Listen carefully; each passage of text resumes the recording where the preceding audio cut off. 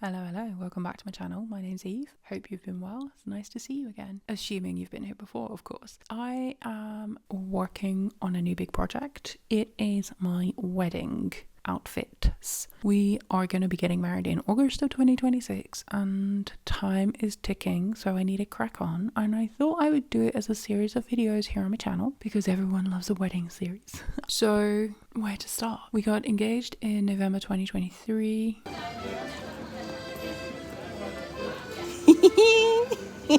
We're getting married in August 2026. At the time of recording this, we are in November. I've got lots of ideas in my head. In an ideal world, I'd go to a bridal store to try on some dresses. The problem I have is I would want to go with my mom, who's no longer here, or my maid of honor, who lives in the US, and it's not feasible for her to fly over just to go and try some dresses on. In addition to that, I am very familiar with my body. I've made my own clothes for many years now, so there's nothing alarming to me about drafting and sewing and fitting my own wedding outfit. I'm fine with that. I've got all the lumps and bumps that I've had for years. I'm closer to 50 than a 40, so I don't expect my body shape to change much in the next just under 300 days. So I feel like it's okay for us to start working on this. The first step is to break down my ideas of designs, but we're actually going to jump ahead and then back because I don't want to start designing until I know the silhouette that I want. So we're going to start with a corset bodice. I will be having separates. I'm big on sustainability, and I feel that having a dress that's made up of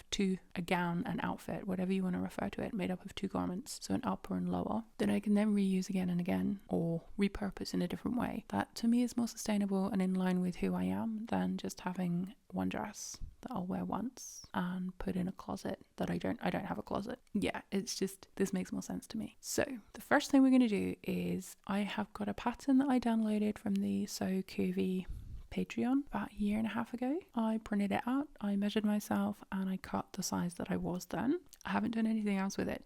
I've also got an old toile pair of joggers made out of calico. It was a woven sample to test the fit for a project in a book that I wrote. We're going to use that as the first mock-up just because I think it's a good way to get started. I know that it's a professionally created corset pattern. I can evaluate it, look at the fit, see what I like, what I don't like, and then from there we can move on. I know this is getting a bit lengthy, but bear with. I also do want to go through a process of drafting one or two of my own using the Stays and Corsets book. This is Historical Patterns Translated for the Modern Body. This is volume 2. There are 3 pages I have bookmarked. The first is drafting the female basic block for your historical pattern. And it's like, drafting any kind of bodice block. If you've never done it before, I do have various ways that you can learn to do it. I will link them in the description below. And then the 2 that are interesting to me is the 1890 black cotton corset. It's very beautiful. It's made from black glazed cotton. Obviously, I'm not going to go black. It's a simple constriction with fewer panels than most corsets from that period. So that's one option.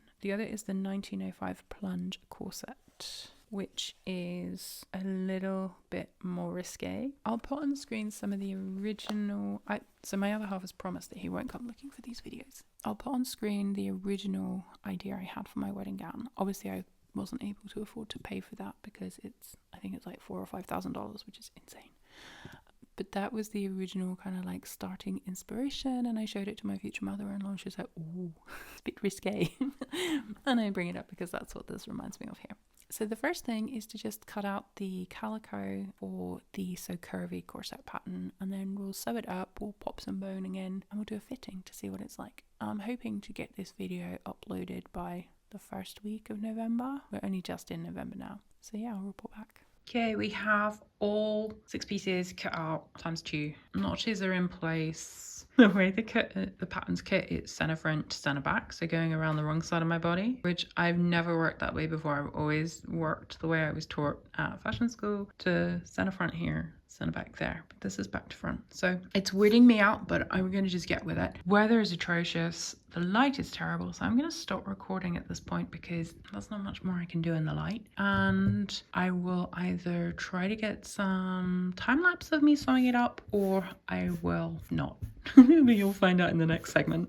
Good morning. It is Tuesday and this is the state of my desk so far. Today I'm going to be sewing up the first...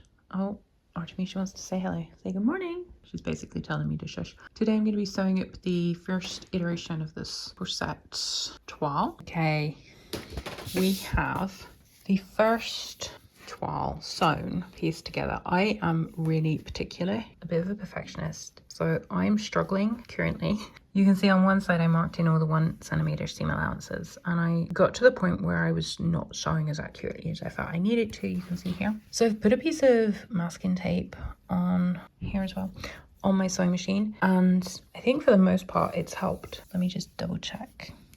Yeah, I'm about 1 centimeter now that I'm using a masking tape guide. I am somebody that worries about having too much seam allowance because I don't want it to be too big or too small. And as this is like for my bridal outfit, I'm noticing that I'm even more perfectionist. So I'm not going to unpick stuff that's wrong because it's okay. We're going to try it on. We're going to pin it. I mean, look at that. These videos are going to be kind of vloggy style in nature. Can you see the movement we've got there? So my next job, I need to press the seams. I need to then put Ridgeline, whatever you want to call it. I also need to add a waist stay tape. I also need to stay stitch the top to make sure that doesn't stretch out before I fit it. So this is the So Curvy, it's this one. So Curvy corset, which I got from her Patreon about 1.5 years ago, but I haven't done anything with. I haven't even measured myself to see if this is my size. I decided I was just going to cut it out in calico. It's an old toile for the book. I think it was the jogger pants toile. So I just cut the legs out and there we have it. I'll report back once I've done what needs to be done so we can do a fitting. But yeah, hopefully you're enjoying coming along for the ride. Good morning. It's the morning after the day before. You can see I pressed the first toile and I have got the boning. This is the plastic boning in the tape. What I've done is you'll see that there are 3 that are super curvy and then I have 3 that are more straightened. So these ones, because I've read different thoughts from different people, suggest different things. So some people say that you need to press the boning flat before you insert it. So I've got these 3 as flat as possible. Others say that you should have it as a C shape. Basically, it should be a C shape, that it should be going away from the body. Yeah, so that would be bending away from the body. So that when you wear it, it's pulled in and it offers you more support. So that's why there's C's. So my thinking is I'm going to continue along the perimeter. We're going to take out the plastic. We're going to sew the channels, we insert the plastic, and then we have to put a waist stay tape on, and then we can do a rough fit. I know it's not lined. This is just a straight up first version to see what we're looking at in terms of my body and the fit. In order to get these straight, I did use this clapper to help press these bones straight, or flat, I should say.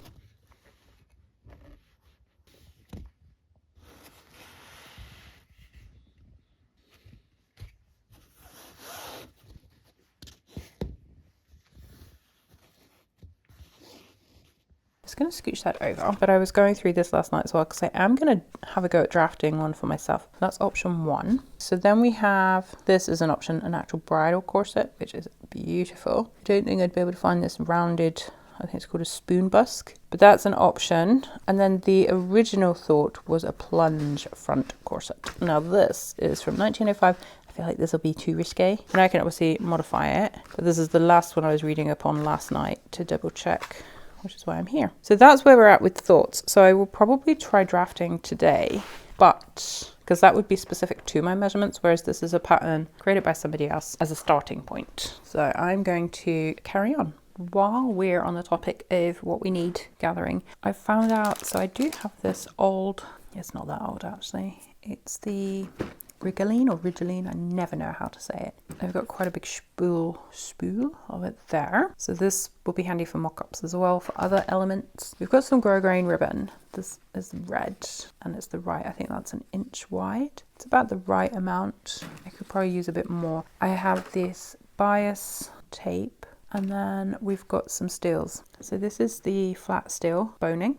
These are the spirals. You can see I've got quite a few in different sizes. We have 6 inch, I think that's 7, these are 9, oh no, 8, sorry, 9, 11. These must be 12, 13 and 14 and a half.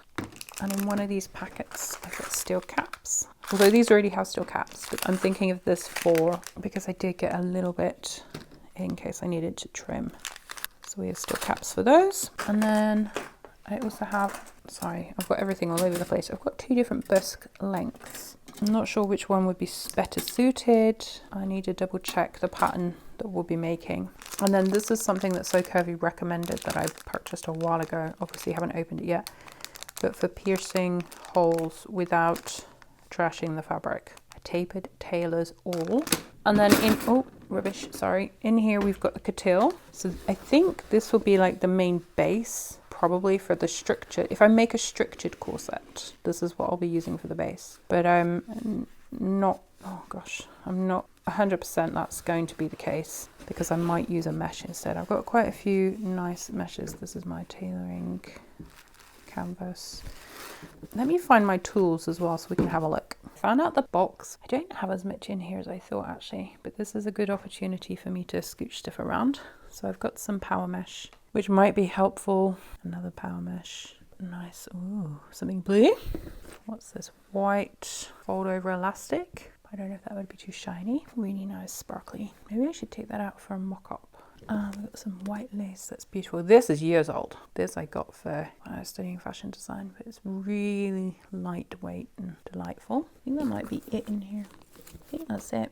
I love this colour. Look at that. Oh, that could be fun for a mock-up. Let's leave that out. I don't quite know what I'll ever do with this. This was also for a fashion school project. So that's that. Oh, that's pretty as well, isn't it? Pink. Inspiration. I've created 2 boards. I've got the wedding separates and then I've got wedding gown inspiration. So my thinking is I'll look at the silhouettes and the details for the wedding gown inspiration, and I'll be adding to this board anything that I see as an overall something inspiring. Like, quite like this detail, how it's flaring out and up to the high neck, but at the same time I've got, let me open that in a separate window so we can see it better. I've got a horrible tattoo on one of my arms that I really despise, and I don't have the time or the money to get it lasered off or covered up. So then we have the separates section. So this sleeve I quite like. I saw something else here that I thought was really pretty. This is really pretty. Have I saved something twice? I think this is quite pretty as a little floral top. This I think is stunning. And this as well. Let me open those so you can see them. I think this is a very pretty way to have an overgarment. I love this sleeve detail. I don't like things to sit too far around my neck, but I do like a boat neck. So maybe I could do something like that adapted. This is an option so that it's kind of like a little shoulder thing with beading hanging down, hiding the tattoo. That could work. Oh, this is pretty. Look at this. What's that? Oh. Let's add that to separates as well. So keeping an eye on the separates, because separates are always easier. I like the idea of trousers. I'd never be able to get away with that for the ceremony. But this high-low kind of skirt with the pleats, that feels more me than something that's really voluminous. Like this I wouldn't wear. And I have been thinking about corsetry, as I already mentioned. You've seen me working on the toile. So this is just like, I can add these links to the video description below if you want to see more clearly some of the inspo images that I've been looking at. This one is my wedding gown inspo, so for the whole silhouette and details. This is so pretty. Look at that. Isn't that just beautiful? Hey, it's me. I just realized I hadn't filmed an outro. So I'm gonna leave it there. Hopefully that was inspiring. I've almost finished sewing in the boning channels. It's Friday, so I want to get this video live. Thank you so much for being here. I'm excited to keep progressing. I will share more with you as it progresses. I don't know if I'll manage a weekly upload. We'll see. Definitely every 2 weeks. We'll see about weekly, but it's exciting and I'm excited for you to join me on this journey. So thank you so much for watching. I will see you in the next video very, very soon. Don't forget to give it a thumbs up, subscribe if you haven't already, and yeah, take care.